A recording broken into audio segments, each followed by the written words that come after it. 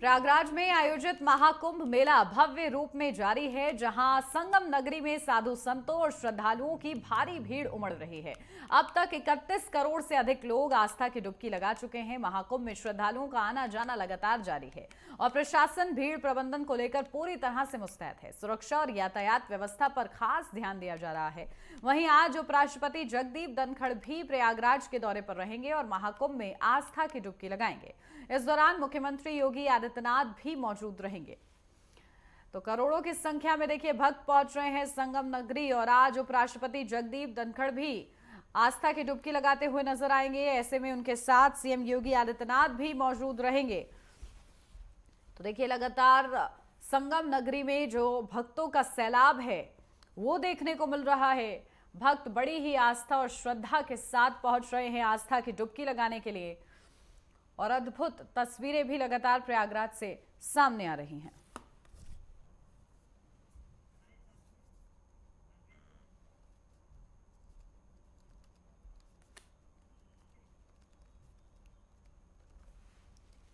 तो चलिए सीधा अपडेट लेते हैं। राघवेंद्र मिश्रा हमारे संवाददाता प्रयागराज से जुड़ गए हमारे साथ, सीधा उन्हीं का रुख करते हैं। राघवेंद्र, क्या कुछ जानकारी मिल रही है? देखिए सुबह के साथ ही क्या जोश, क्या उमंग श्रद्धालुओं के अंदर आज स्नान करने के लिए? बिल्कुल, क्योंकि जिस प्रकार से श्रद्धालुओं के अंदर उमंग है और लगातार बढ़ता जा रहा है। संगम में कुंभ की डुबकी लगाने के लिए देश के कोने कोने से श्रद्धालु पहुंच रहे हैं। और सबसे बड़ी बात, जो महाकुंभ का आयोजन है, योगी सरकार की इतना अच्छा मैनेजमेंट है, उसको भी लेकर लोग तारीफ कर रहे हैं। चारों तरफ व्यवस्थाएं चुस्त दुरुस्त है।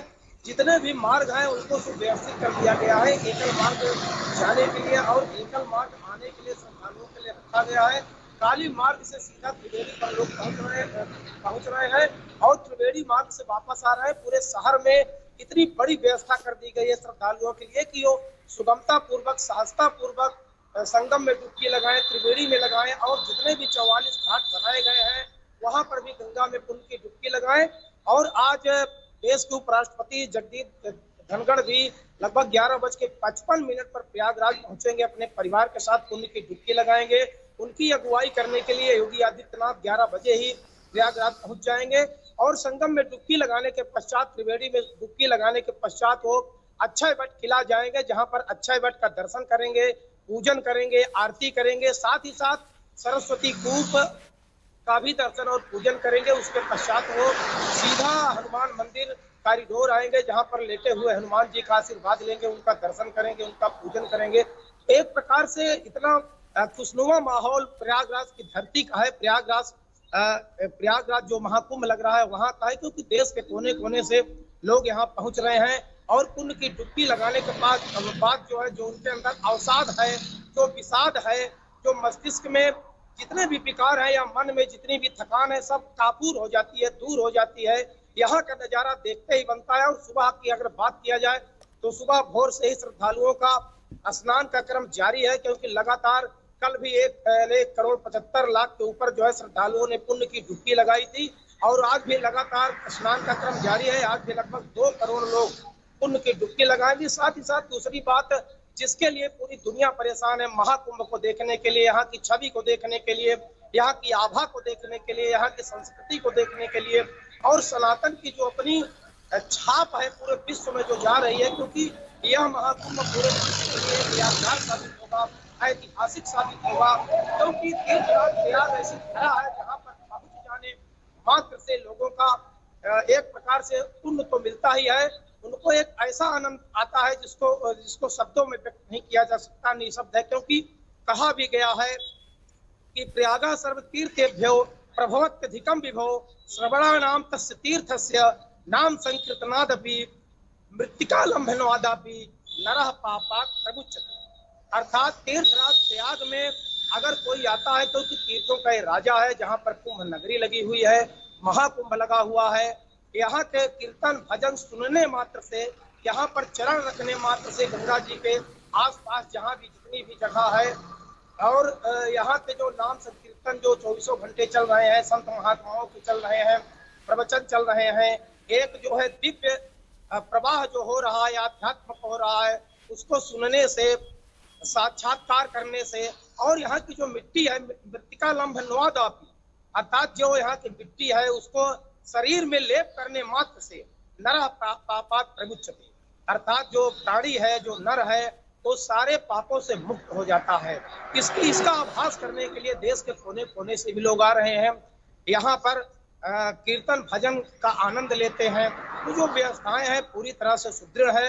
योगी सरकार का मैनेजमेंट इतना उत्तम है, इतना सुव्यवस्थित है कि जो भी श्रद्धालु यहाँ आता है वो अपने घर लौटते समय एक बार योगी और मोदी जी का जयकारा जरूर लगा के जाता है।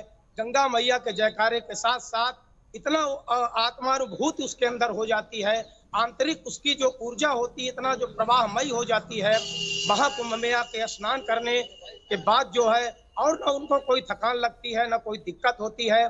तो उन्नति जिस प्रकार से महाकुंभ का आयोजन चल रहा है 26 फरवरी तक चलेगा, तो लोगों के अंदर इतना ज्यादा उत्साह। मैं अगर अपना अनुभव साझा करूं तो मैं कल भी पूरा दिन पहला महिला क्षेत्र में रहा, वहाँ लोगों का उत्साह देखते ही बनता था। हालांकि उनको पैदल चलना पड़ता है दूर से उनको, क्योंकि व्यवस्थाएं हैं जिससे लोगों को, श्रद्धालुओं को कोई दिक्कत ना हो। तो पैदल चलने के पश्चात भी न उनको थकान लगती है, न उनको कोई किसी प्रकार की सुविधा का याद उनके मन में होता है। बिल्कुल राघवेंद्र, देखिए भक्तों की यही श्रद्धा है, यही अपार प्रेम है और जिस आस्था के चलते वो इतना लंबा सफर पैदल यात्रा में गुजार रहे हैं और सिर्फ मन में यही आस है कि बस आस्था की डुबकी वो लगा पाए। ये जोश तो देखने को मिल ही रहा है। लेकिन आज राघवेंद्र, क्योंकि उपराष्ट्रपति जगदीप धनखड़ पहुंचने वाले हैं, तो प्रशासन ये सुनिश्चित करता है कि वीवीआईपी मूवमेंट से किसी भी तरीके से श्रद्धालुओं को कोई तकलीफ ना हो। ऐसे में किस तरीके से तैयारी उसकी की गई है? सीएम योगी आदित्यनाथ भी साथ मौजूद रहेंगे। जी बिल्कुल, इसको बता देना बहुत जरूरी है क्योंकि वीवीआईपी मूवमेंट को लेकर काफी चर्चाएं हुई थी। उस तरफ मैं नहीं जाऊंगा। आज जो जगदीप धनखड़ जी आ रहे हैं, उपराष्ट्रपति हैं देश के, उनका जो रूट प्लान किया गया है, श्रद्धालु जहां से संगम तक पहुंचते हैं या अन्य घाटों में पहुंचते हैं, उस तरफ से उनका मार्ग नहीं निर्धारित किया गया है। सीधे बमरौली एयरपोर्ट और प्लेन से उतरेंगे। योगी आदित्यनाथ जी उनका आतिथ्य करेंगे, उनका स्वागत करेंगे। तत्पश्चात वहां से हेलीकॉप्टर से सीधे डीपीएस हेलीपैड पर उनको उतारा जाएगा, जो अरैल क्षेत्र में है, जिधर से पब्लिक का मूवमेंट कम होता है। वहां पर पब्लिक ज्यादा उस मार्ग से नहीं आती है। पब्लिक के लिए, जो आम श्रद्धालुओं के लिए जो मार्ग निर्धारित किए गए हैं, वो नए पुल से लेकर सीधा अरैल घाट तक, ये काली मार्ग से सीधा त्रिवेणी तक, और जो ये त्रिवेणी मार्ग है इधर से निकालने का पूरा प्लान है।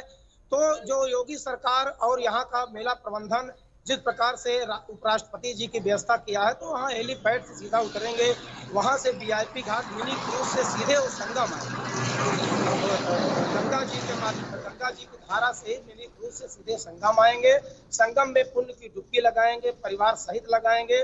उसके पश्चात लगभग 500 मीटर की दूरी पर ही किला घाट बनाया गया है, जहां पर अक्षय वट पे वो दर्शन करेंगे, पूजन करेंगे, सरस्वती कूप जाएंगे, और उसके बगल में ही हनुमान मंदिर है, वहां दर्शन करेंगे। तो वो श्रद्धालुओं का रूट नहीं है। वहां पर श्रद्धालु उधर से ना उनका जाना होता है ना आना होता है। एक अलग से इनका रूट निर्धारित किया गया है, जिससे श्रद्धालुओं को कोई परेशानी ना हो। क्योंकि वीवीआईपी मूवमेंट से थोड़ा श्रद्धालुओं को चलने में दिक्कत होती थी, किंतु योगी सरकार ने इतनी अच्छी व्यवस्था वीवीआईपीओ के आगमन के लिए भी कर दिया है, जिससे कि श्रद्धालु को जो मार्ग है, जो आने जाने के रास्ते हैं, उनको कोई असुविधा ना हो। तो उपराष्ट्रपति जी का मार्ग अलग निर्धारित है। अरैल घाट पर जो डीपीएस हेलीपैड बना है, वहां उतरेंगे, सीधे संगम जाएंगे मिनी क्रूज से, और दर्शन पूजन करने के बाद पुनः उनको जो है डीपीएस हेलीपैड पर ले जाएगा, जहां से वो बमरौली एयरपोर्ट आएंगे और वहीं से सीधे दिल्ली के लिए 4 बजे रवाना। बिल्कुल ठीक है। लगातार राघवेंद्र आप नजर बना के रखिएगा, क्योंकि आज के दिन भी श्रद्धालु बड़ी संख्या में आस्था की डुबकी लगाते हुए नजर आएंगे। बहुत शुक्रिया आपका तमाम जानकारी के लिए।